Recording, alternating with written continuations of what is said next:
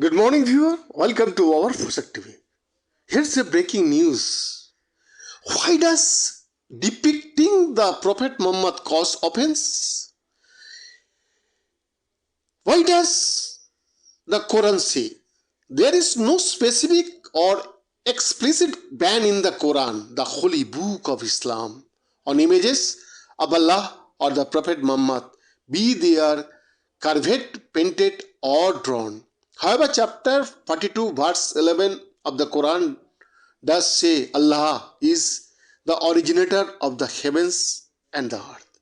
There is nothing like a likeness of Him.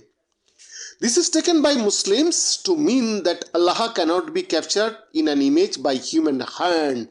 Such is His beauty and grandeur.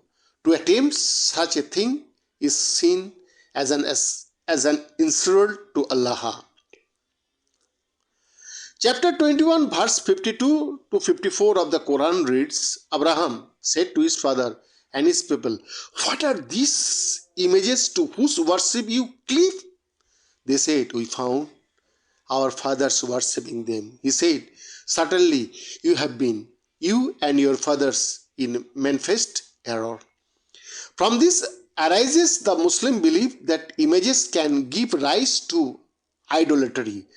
That is to say, an image, rather than the divine being it symbolizes, can become the object of worship and veneration. Islamic tradition of hadiths, the stories of the words and actions of Muhammad and his companions, prohibits images of Allah, Muhammad, and all the major prophets of the Christians and Jewish tradition. More widely, Islamic tradition has discouraged the figurative depiction of living creatures, especially human beings. Islamic art has therefore tended to the abstract or decorative. Shia Islamic tradition is far less strict on this ban. Reproductions of images of the Prophet, mainly produced in the 7th century in Persia, can be found. In 2011, Charlie Hebdo's office in Paris was firebombed after it temporarily renamed itself Sharia Hebdo, a play on Sharia, on Islamic law, for an issue, and invited the Prophet Muhammad to be editor-in-chief. The next year, the satirical magazine published an issue featuring several cartoons that appeared to depict Muhammad naked amid a global uproar over the release of an anti-Islamic film. In 2015, Islamist extremists attacked the office of Charlie Hebdo, killing 12 people after its published cartoon of the Prophet Muhammad.